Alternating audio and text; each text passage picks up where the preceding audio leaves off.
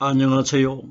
저는 성경 속에 감춰져 있는 하나님의 비밀이 되신 예수 그리스도에 관한 신비의 말씀을 전하는 영마루입니다. 오늘은 신약 성경 마가복음 5장 28절 한 구절 말씀 속에 기록되어 있는 내가 그의 옷에만 손을 대어도 구원을 얻으리라 라는 제목의 말씀을 통하여 성령 하나님께서 우리에게 가르쳐 주시는 말씀의 깨달음의 은혜를 받고자 합니다. 그럼 마가복음 5장 28절 본문 말씀을 열도록 하겠습니다. 이는 내가 그의 옷에만 손을 대어도 구원을 얻으리라 함이니라. 본문에 기록되어 있는 이 말씀은 혈류증 가진 여자가 예수님 몸에 손만 대어도 자기 마음에 구원을 얻는다는 믿음의 확신을 가지고 있었습니다. 그러면 예수님 시대 때에 예수님을 찾아온 혈류증 걸린 여자는 오늘날 이 땅에서 예수 그리스도의 신부의 대상이 되는 우리 신앙인들, 남자와 여자, 성별의 관계가 없이 마지막 심판날 심판주 하나님의 여자가 되고 신부의 대상이 되질 않습니까? 그러면 이 땅에서 하나님을 믿는 우리 신앙인들을 여자라고 비유한 것이고, 혈류증은 지난 시간에 이미 설명을 드린 바가 있는데, 아담의 근본적인 죄, 즉 말해서 우리 사람의 마음 안에 들어있는 사탄의 죄를 혈류증으로 비유한 겁니다. 그럼 이 여자가 내가 하는 대상은 오늘날 현재 이 땅에서 하나님을 믿고 있는 우리 신앙인들을 가리킨 것이고, 그라는 대상은 눈에 보이는 우리와 똑같은 사람이신 예수님 몸에 손을 대는데 어떻게 혈류증의 병이 치료가 되겠습니까?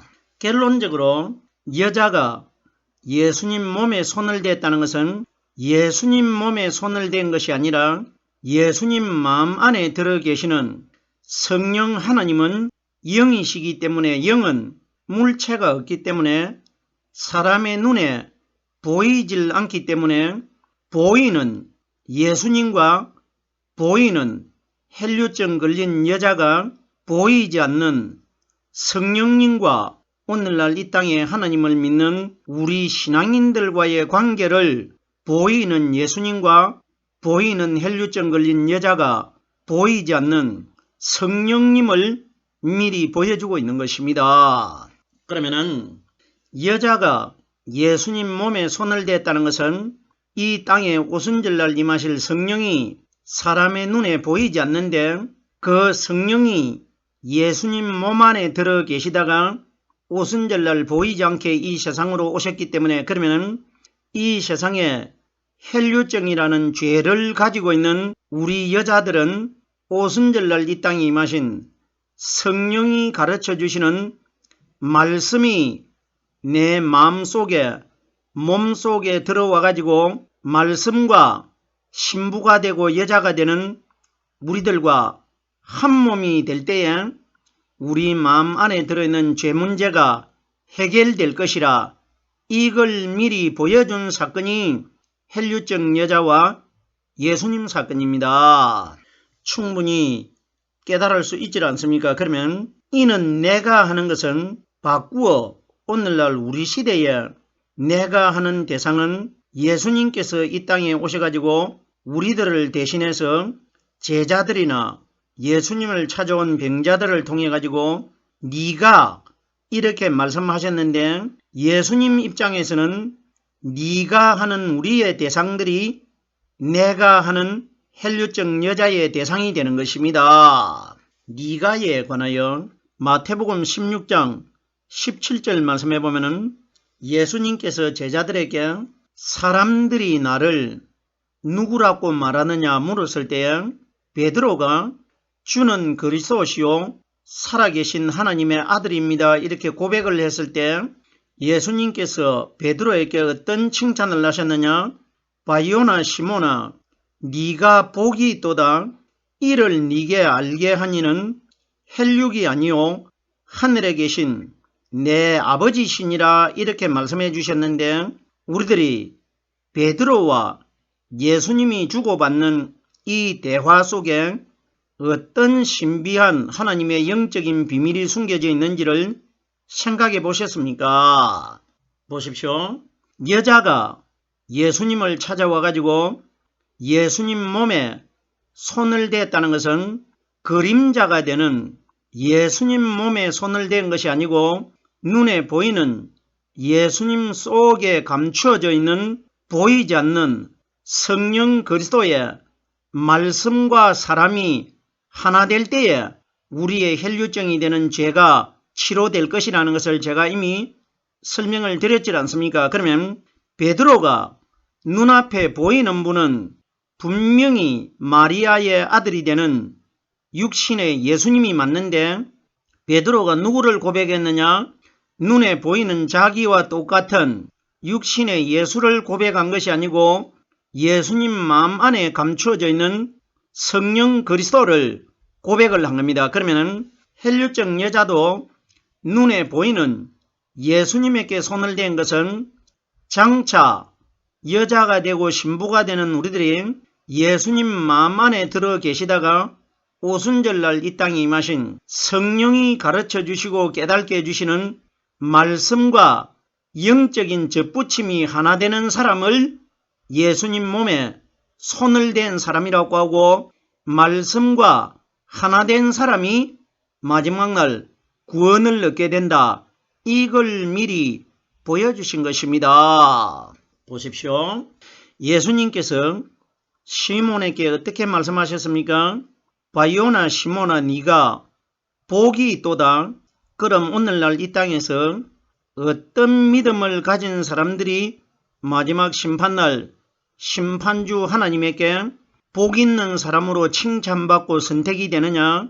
베드로가 분명히 눈앞에 보이는 분은 예수가 맞는데 예수라고 고백을 하지 않고 예수님 안에 들어 계시는 보이지 않는 성령 그리스도를 가리켜 주는 그리스도시요 살아계신 하나님의 아들입니다.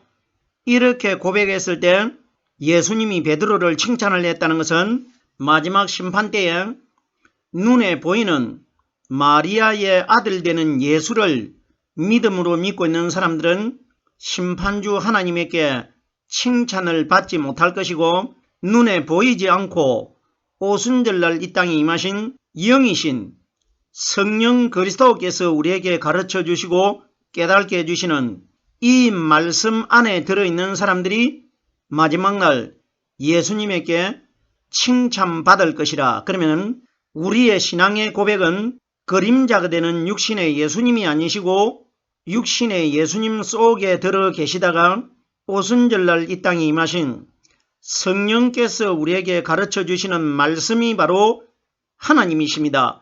하나님의 성령으로 말씀 깨달은 사람이 심판주에게 칭찬을 듣게 될 것이라. 이 원리가 기록된 것 아닙니까? 보세요.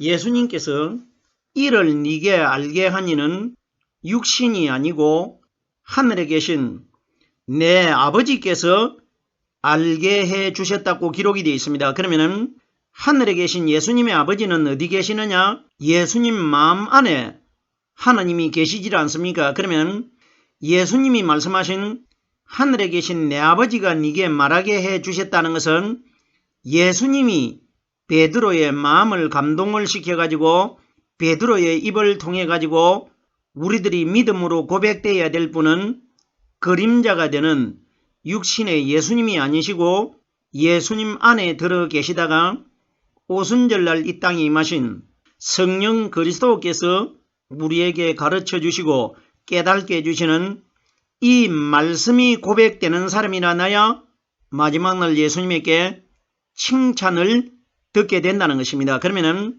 오늘 혈류증 여자도 자기가 예수님 마음 안에 들어있는 성령의 말씀과 하나 되어 가지고 구원을 얻는다는 것을 알아낸 것이 아니고 성령으로 말씀 깨달은 사람이 말씀을 전해 주었을 때 그 소문을 그대로 듣고 그 소문대로 찾아와 가지고 그 소문을 전해준 사람이 다윗의 자손 예수라는 사람이 있는데 그 사람 몸에 손만 닿기만 하면은 당신의 혈류증이 치료가 될 것이라 이렇게 소문을 주었기 때문에 그 올바른 소문을 듣고 와가지고 예수님 몸에 손을 대가지고 구원을 얻게 된다는 것은 우리들은 육신에 예수님 몸에 손을 대가지고 구원을 얻는 것이 아니라 예수님 안에 들어 계셨다가 오순절날 이 땅에 임하신 성령께서 가르쳐 주시고 깨닫게 해주시는 이 말씀과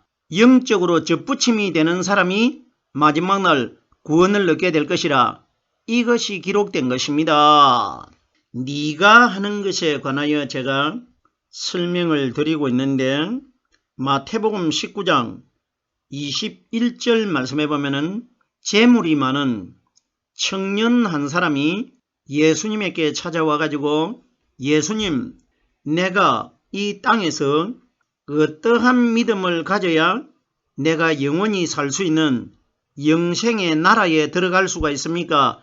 이걸 질문을 했지 않습니까? 우리들의 정말 2022년 전에 예수님이 오셨을 때 재물이 많은 청년이 예수님에게 찾아와 가지고 이런 질문을 했다. 이런 이야기가 아니고 그 어떤 사람이 누군가 우리들을 대신해서 우리들이 오늘날 하늘나라에 들어가기 위해서는 어떠한 믿음을 가져야 하늘나라에 들어갈 수 있다는 것을 하나님이신 예수님이 가상적으로 이런 사건을 꾸미신 것입니다. 우리를 위해서. 보세요.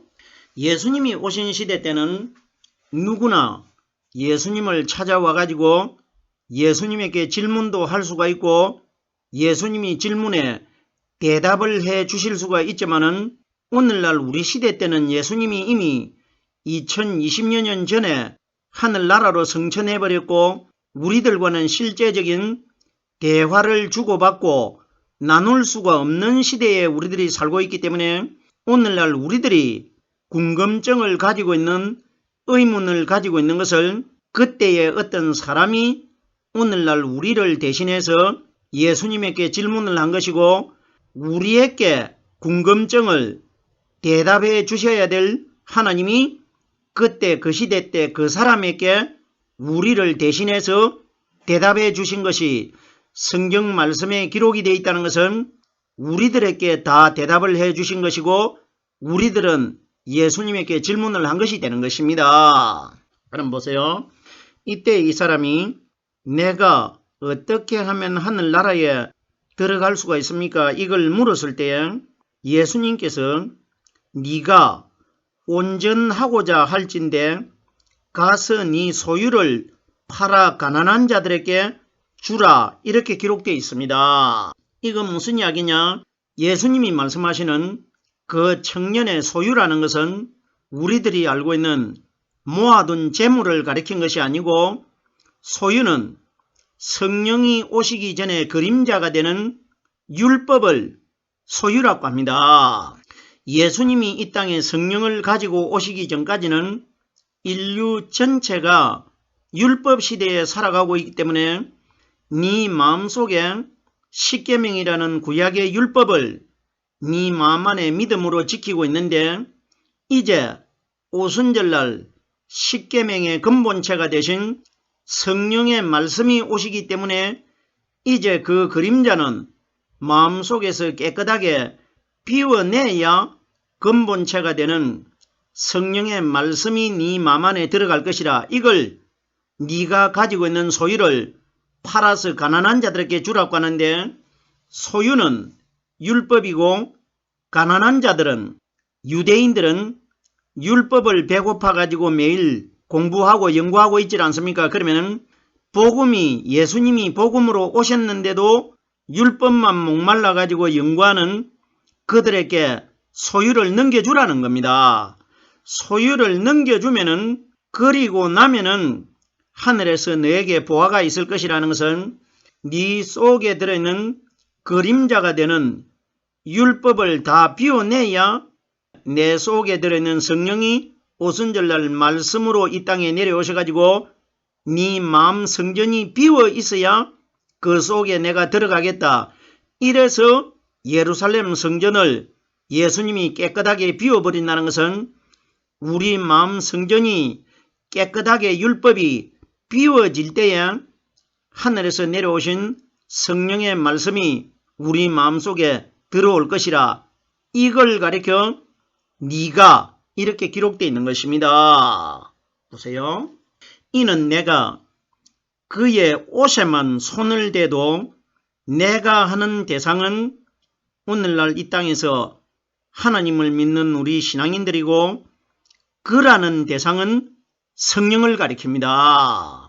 예수님께서 너희는 먼저 그의 나라와 그의 의를 구하라. 그럼 우리들이 예수님이 직접 이 말씀을 하셨다는 것은 말씀을 하시는 예수님은 나라도 아니고 의도 아니시기 때문에 그라는 단어를 사용하는데 그가 누구시냐?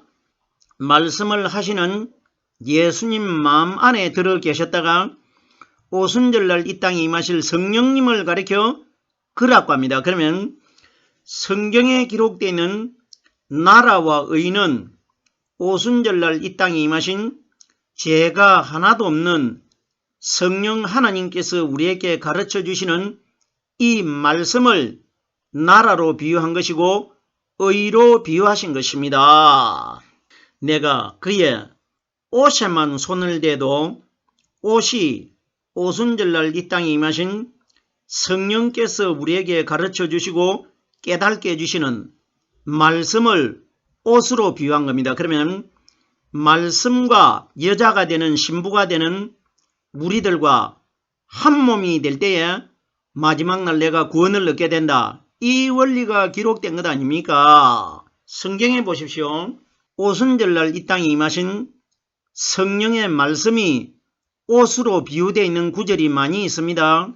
누가복음 4장 1절에 보면은 예수께서 요단강에서 성령의 충만함을 입고 갈릴리로 돌아오사 이렇게 기록되어 있는데 성령의 충만함을 입었다는 것이 뭡니까? 옷을 입었다는 것입니다. 성령의 말씀이 내 마음속에 깨달아지는 것이 내가 영적인 신령한 하나님의 옷을 입은 것으로 비유하고 있습니다. 누가복음 24장 49절 말씀에도 너희는 위에서 능력이 입힐 때까지 이 성에 유하라. 제자 120명이 오순절 성령을 기다리고 있을 때 하늘나라에서 내려오신 성령의 말씀이 제자들 120명 속에 들어간 것이 위에서 내려온 능력의 옷을 입은 것이 되는 것입니다. 충분히 옷이 성령의 말씀이라는 것을 깨달을 수가 있지 않습니까? 계속해서 보십시오. 옷이 성령의 말씀이라는 것이 갈라디아서 3장 27절 말씀해 보면은 누구든지 그리스도와 합하여 세례를 받은 자는 그리스도로 옷 입었느니라. 정확하게 그리스도가 누굽니까? 성령 아닙니까? 보세요. 누구든지라는 것은 이 세상에서 하나님을 믿는 신앙인들은 누구든지 예수와 합하는 것이 아니고 그리스도와 합했다는 것은 그리스도는 바로 말씀입니다. 오순절날 이 땅에 임하신 성령이 가르쳐 주시는 말씀과 하나가 된 사람은 영적인 세례를 받은 것입니다. 세례를 받은 자는 하는 것은 말씀을 받은 자는 그리스도로 옷 입었느니라. 오순절날 이 땅에 임하신 성령께서 사람의 마음속에서 가르쳐 주시고 깨닫게 해주시는 이 말씀을 하나님이 옷으로 비유한 겁니다. 그러면 오늘 본문의 헬류적 여자가 내가 그의 옷에만 손을 대도 하는 것은 예수님 옷깃에 손을 댔다 이런 이야기가 아니고 상징적으로 예수님 마음 안에 들어 계시다가 오순절날 이 땅에 임하신 옷으로 비유되는 성령의 말씀과 여자가 되는 죄를 가지고 있는 우리들이 하나가 될 때에 우리 마음 안에 들어있는 죄 문제가 해결받게 되고 죄 문제가 해결이 받아진 사람이 마지막 날 구원을 받을 것이라 이 원리가 기록되어 있는 것입니다. 내가 그의 옷에만 손을 대어도 성경이 가리키는 손은 사람의 마음을 상징합니다. 제가 여러 번 말씀드렸습니다. 정말 예수님 시대 때에 혈류증 걸린 여자가 있어가지고 눈에 보이는 마리아의 아들이 되는 육신의 예수님을 찾아와가지고 몸에 손을 대고 이런 사건이 있었느냐 없었느냐, 이런 것은 우리에게 하나도 중요한 것 아닙니다. 하나님께서는 이런 사건을 가상적으로 이렇게 꾸며가지고 성경에 기록해가지고 오순절날 임하신 성령이 내 마음 안에 들어오시면은 이 혈류증 걸린 여자와 예수님과의 관계 사건이 영이신 성령이 내 마음 안에 들어오면은 이것을 실제적인 예수님과 혈류증 걸린 여자의 사건으로 깨달아지지 않고 하나님과 나와의 관계로 영적으로 깨달아지게 하기 위해서 성령이 영으로 이 땅에 오신 것입니다. 영적인 말씀을 풀어주기 위해서는 반드시 내 마음 안에 영이신 성령이 들어오셔야 말씀이 영적으로 풀어지게 되는 것입니다. 손이 사람의 마음이라는 것은 우리들이 대단히 죄송한 표현입니다. 말을 할 수 없는 사람들이 자기 마음 안에 들어있는 생각을 무엇을 가지고 표현합니까? 손으로 표현합니다. 이건 하나님께서 우리 마음 내부를 해부를 해가지고 그 구조를 보여줄 수가 없기 때문에 바깥에 신체 부분에 붙어있는 손을 통해서 마음에 있는 것을 표현한다는 것은 사람의 마음과 손은 연관이 되게끔 하나님이 사람을 창조해 두신 것입니다. 그러면 여자가 예수님에게 손을 댄다는 것은 여자가 되는 우리 신앙인들이 예수님 마음 안에 들어 계셨다가 오순절날 이 땅에 임하신 성령의 말씀이 제자들 마음 안에 들어갔듯이 우리들 마음속에도 말씀이 들어온 것이 내가 예수님의 말씀에 손을 댄 것이 되는 겁니다. 손이 마음이기 때문에 내 마음 안에 들어오실 성령의 말씀과 여자가 되는 내가 하나가 되는 원리를 손을 댔다고 기록이 되어 있습니다. 보세요. 요한복음 20장 17절 말씀해 보면은 새벽에 찾아온 막달라 마리아가 예수님 몸에 손을 대려고 하니까 나를 만지지 말라, 내가 아직까지 아버지께로 올라가지 못하였느니라. 올라가신 예수님이 며칠 날 이 세상으로 내려오십니까? 성경에 기록된 대로는 새벽에 올라가셨다가 저녁 때 엠마오로 가는 두 제자에게 나타나신 것은 하늘로 올려가신 성천하신 예수님께서 저녁 때에 예루살렘의 제자 120명에게 내가 돌아오겠다, 이걸 미리 보여준 사건이 막달라 마리아와 예수님 사건입니다. 그러면 예수님께서 내 몸에 손을 대지 말라고 하신 분은 그때는 아직까지 성령으로 돌아오시질 않았기 때문에 율법 시대입니다. 그러면 성경이 가리키는 율법의 대명사는 마리아의 아들 대신 율법 아래서 태어나신 예수를 가리킵니다. 그러면 막달라 마리아는 여자를 상징하는데 오늘날 이 땅에서 하나님을 믿는 우리 신앙인들을 여자로 상징하는데 막달라 마리아가 예수님 몸에 손을 대려고 하니까 내 몸에 손을 대지 말라고 하는 것은